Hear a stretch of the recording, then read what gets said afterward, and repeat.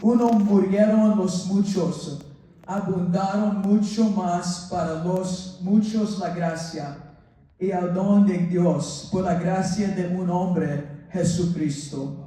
Y con el don no sucede como en el caso de aquel uno que pecó, porque ciertamente el juicio vino a causa de un solo pecado para condenación, pero el don vino a causa de muchas transgresiones para justificación. Pues si por la transgresión de uno solo reinó la muerte, mucho más reinarán en vida por uno solo, Jesucristo, los que reciben la abundancia de la gracia y del don de la justicia. Así que, como por la transgresión de uno vino la condenación a todos los hombres, de la misma manera por la justicia de uno vino a todos los hombres la justificación de vida. El versículo 19 es muy importante, porque así como por la desobediencia de un hombre, los muchos fueron constituidos pecadores, así también por la obediencia de uno, los muchos serán constituidos justos. Aleluya. No voy a tomar mucho tiempo hoy, pero por unos momentos quiero predicar sobre este tema, el poder de un hombre. El poder de un hombre. Puede sentarse. El poder de un hombre. En nuestras escrituras de esta mañana, Pablo está escribiendo sobre el poder de un hombre, pero lo hace utilizando las historias de dos personas. No solo habla de los efectos de sus acciones en sus propias vidas, sino de cómo esto afecta a generaciones y generaciones venideras. Pablo habla primero de Adán. Adán fue criado por las manos de Dios y fue colocado en un jardín con su esposa Eva. Vivían de las provisiones de Dios en el jardín y caminaban con Dios en una relación y comunicación perfectas. Era un lugar perfecto. Eran personas perfectas y vivían vidas perfectas.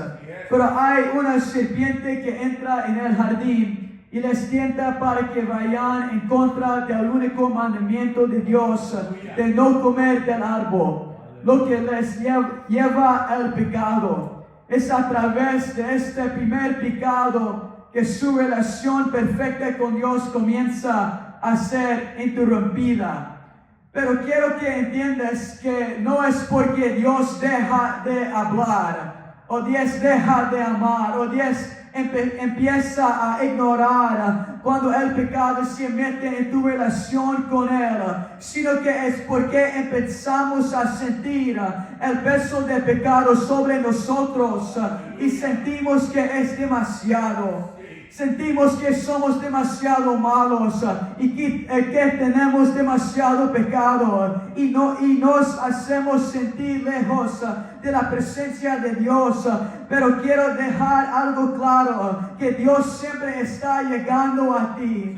Cuando Adán y Eva pecaron, sabían que habían hecho algo malo, así que se escondieron. Pero cuando Dios entró, no los llamó por sus pecados, sino que los llamó por su nombre. ¿Dónde estás, Adán? ¿Dónde estás, Eva? Dios no les dijo que se escondieran, pero vino a buscarlos. Nunca estás demasiado lejos para Dios y nunca eres demasiado pecador, porque la gracia de Dios fue para ti en tus mejores momentos y sigue siendo para ti en tus peores momentos. Pero a causa del pecado de Adán, el primer pecado de la humanidad, la Biblia dice que todos somos pecadores. Que por un hombre entró el pecado en el mundo. Un hombre. Las acciones de un hombre trajeron vergüenza al mundo, trajeron dolor, trajeron sufrimiento, trajeron aflicción, trajo condenación y juicio, trajeron muerte a todos los hombres, porque un hombre no quiso escuchar lo que Dios le dijo que no hiciera. Porque un hombre quiso hacer las cosas a su manera y no a la manera de Dios. Pero Pablo sigue escribiendo en Romanos 5 después de mencionar a Adán, cuando empieza a hablar de un hombre nuevo, Jesucristo. Pablo habla de Dios manifestado en carne, en Jesucristo que comenzó a caminar entre los hombres. Su mayor obra no fueron sus enseñanzas ni los milagros que hizo, sino que la mayor obra que hizo fue cumplir su misión, y esa fue morir por nuestros pecados. Jesús dijo un ejemplo y enseñó cómo vivir un estilo de vida piadoso. Pero más que eso, Él vino a hacer algo que tú no podías hacer. Cuando el pecado significaba la muerte, no había un animal o sacrificio que el hombre pudiera dar. Así que Dios mismo vino y se colgó en una cruz como el sacrificio perfecto. Y lo mejor de todo es que Él no murió solo por los perfectos. Él no murió solo por la gente que la tenía toda junto, sino que Él murió por el adicto, Él murió por el perdido, Él murió por el quebrantado, Él murió por el alcohólico, Él murió por todos. Debemos dar gracias a Dios por el precio que pagó por nosotros. Y cuando no podía hacerlo por mí mismo y cuando no era digno, Él murió por nosotros pecados. Él murió por nuestros pecados. Él murió por todos. Cuando Jesús murió por nuestros pecados, Él trajo una salida para toda la humanidad. Que no tienes que enfrentar la culpa y la vergüenza del pecado. No tienes que vivir cargando este peso. Él sabía los errores que cometieras. Él sabía los pecados que cometiste y cometieras. Pero aún así Él murió por ti. Gracias, Señor. Gracias, Señor. El poder de un hombre. Aleluya. Jesús trajo misericordia. Jesús trajo gracia. Jesús nos dio un propósito y una razón para vivir. Jesucristo trajo esperanza. Es el poder de un hombre. Adán trajo el pecado al mundo, pero Jesucristo trajo la gracia y la misericordia. No fue solo para la generación actual, sino para las generaciones venideras. Todavía sentimos los efectos de Adán, porque nacemos en pecado y todavía sentimos el dolor, el sufrimiento y la culpa y la vergüenza y todas las cosas que el pecado te hace a ti y a tu familia. Pero también puedes experimentar los efectos de Jesús. Jesús trae el regalo gratis de la salvación que lava los pecados y te hace una persona nueva. No tienes que llevar el peso del pecado en tu vida, porque Jesús dice: dame todo el peso y todo pecado. Dame tu vergüenza, dame tu dolor, dame tus errores. Naciste para identificarte con Adán y los pecados y los errores que vinieron con él, pero por eso debes nacer de nuevo, para que puedas identificarte de Jesús, con Jesús. Aleluya. Quiero que notes la comparación de Pablo entre Adán y Jesús no termina en el libro de Romanos, sino en el capítulo 15 de Primera de Corintios. La Biblia llama a Jesús un espíritu que da vida, mientras que el primer Adán era solo un alma viviente. La Biblia dice que Adán era natural y de la tierra, mientras que Jesús era espiritual, un ser celestial. Aleluya, sí. En pocas palabras, Adán era un ser de carne y hueso. Mientras que Jesús, siendo Dios manifestado en carne y hueso, era un ser espiritual. Adán en la carne cayó en pecado porque quería hacer lo que quería hacer y no lo que Dios le dijo que hiciera, y trajo el pecado a nosotros. Pero Jesús, caminando en el Espíritu, no cayó en el pecado ni cedió a ninguna distracción, sino que cumplió el plan de Dios. Su obediencia nos dio la libertad. Adán, un ser carnal, Jesús, un ser espiritual. Las acciones de ambos afectaron a generaciones y a generaciones venideras. ¿Qué significa esto para ti? Significa que cada acción de tu vida no solo te afectará a ti y a tu relación con Dios, sino que afectará a tu familia y a tus amigos y a tus compañeros de trabajo y a aquellos que dependen de ti. Cada decisión que tomamos puede afectar a las generaciones que vendrán después de nosotros. Tomamos decisiones en la carne cuando queremos hacer las cosas a nuestra manera, cuando queremos obtener el crédito, y son decisiones que tomamos que solo nos benefician a nosotros mismos, pero no benefician nuestra relación con Dios.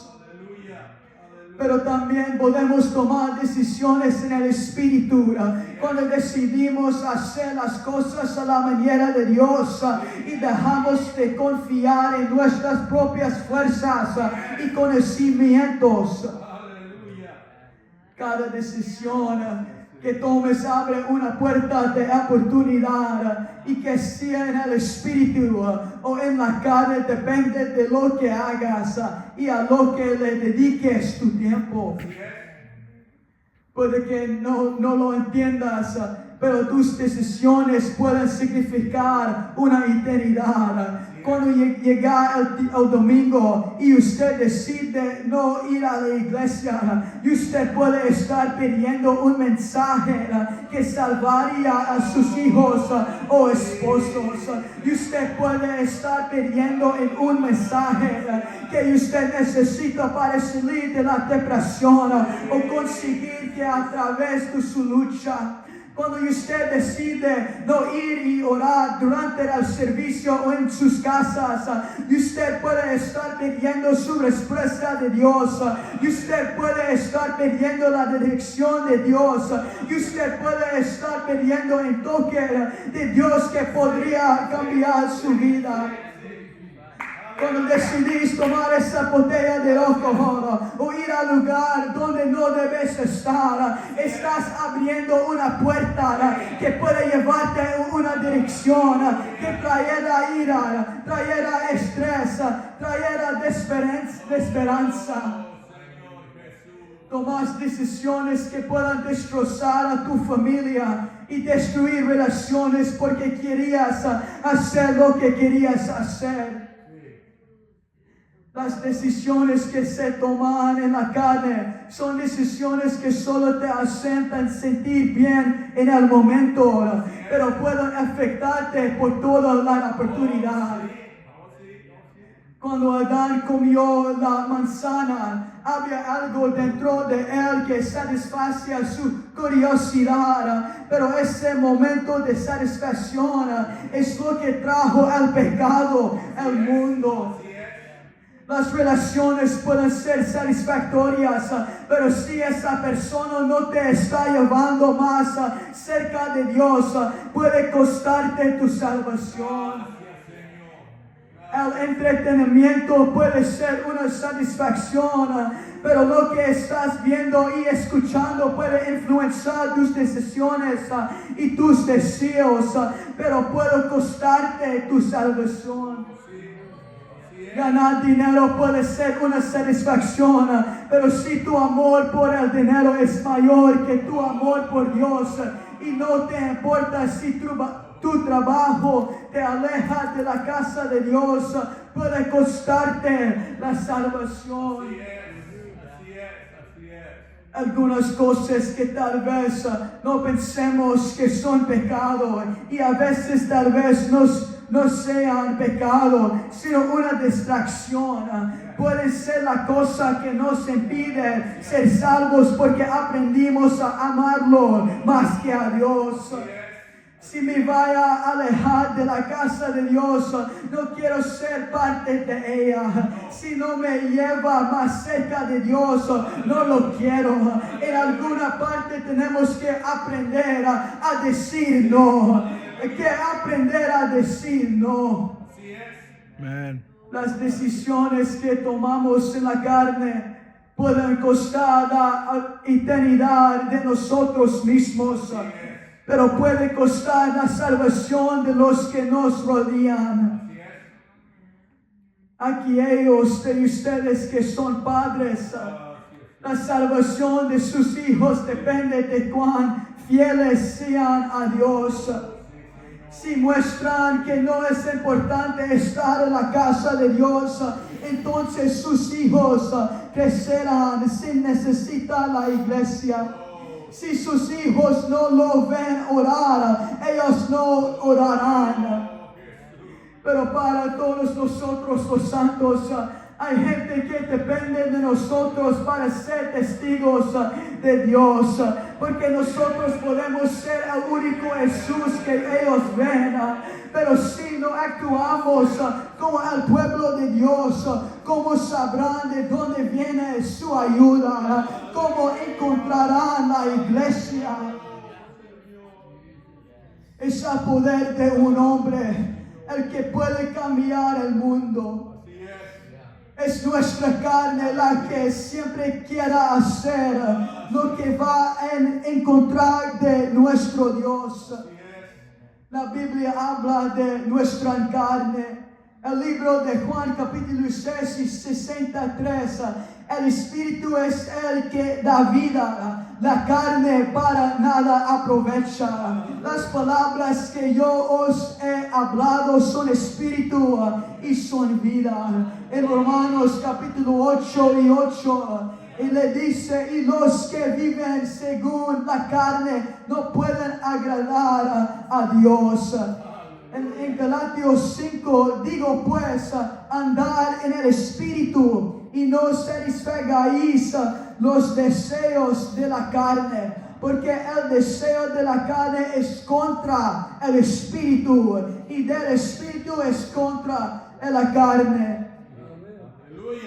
Es la voluntad de la carne que va en contra del Espíritu de Dios dentro de ti. Nuestra carne será fuerte si no hemos fortalecido nuestro espíritu, si no hemos estado orando o ayunando o leyendo la palabra o yendo a la iglesia. Jesucristo dice en Mateo 26, el espíritu está dispuesto, pero la carne es débil. Así es. El Espíritu dentro de ti siempre quiera tomar las decisiones correctas y hacer las cosas correctas, pero esta carne con la que vivimos siempre quiera hacer lo que está mal. Es una lucha dentro de ti, del espíritu y la carne, como la historia que Pablo escribe. Vamos a ser como Adán o como Jesús. Aleluya. Pero no tienes que vivir en la carne, sino que puedes aprender a caminar en el Espíritu. El Espíritu de Dios quiere darte dirección y guiarte a través de esta vida. Pero Dios nunca te forzará a hacer nada. Así que lo más importante es rendirse a Dios cada día. Cuando me rindo a Dios, estoy rindiendo mi voluntad y mis planes para poder seguirle. Estoy entregando mis deseos y mi amor para que pueda aprender a amar las cosas que Él ama. Me estoy rindiendo a lo que Dios quiera hacer en mi vida. Porque no quiero vivir en mi carne, sino que quiero caminar en el Espíritu. Quiero hacer lo que es correcto para mí y mi familia y mis amigos, pero lo que agrada a Dios. Esos días que no quiero levantarme a orar, el Espíritu comenzará a llevarme. Esos días que no quieres venir a la casa de Dios, el Espíritu comenzará a llevarte cerca. Aquellos días de que querías enojarte o te sientes triste, el Espíritu será la paz y el consuelo que necesitas.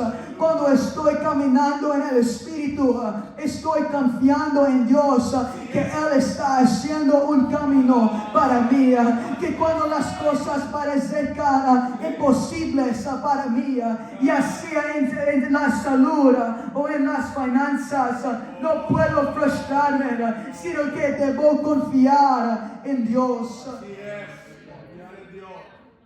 Cuando has estado rezando para que Dios te dé un nuevo trabajo o un nuevo coche, pero aún no ha sucedido, simplemente confíe en Dios. La carne quiere frustrarse, pero el Espíritu dirá confía. La carne dice haz las cosas a tu manera, pero el Espíritu dice haz las cosas a la manera de Dios. La carne dice que queremos agradarnos a nosotros mismos, pero el Espíritu dice que hagamos lo que agrada a Dios. La carne y el Espíritu luchan dentro de ti todos los días. Una de mis escrituras favoritas, Pablo está hablando de esta carne. Dice en 1 de Corintios, debo morir cada día. Cada día. Una lucha diaria dentro de ti, así que debo dejar que mi carne muera. ¿Cómo hacemos eso? Nos rendimos. Dios, hoy me entrego a ti. Dios, déjame caminar contigo hoy y no en mi carne. Tenemos que orar hasta que el Espíritu haya vencido a la carne. Ponga manos todos de pie. Gracias, Señor. Gracias, Señor. El poder de un hombre.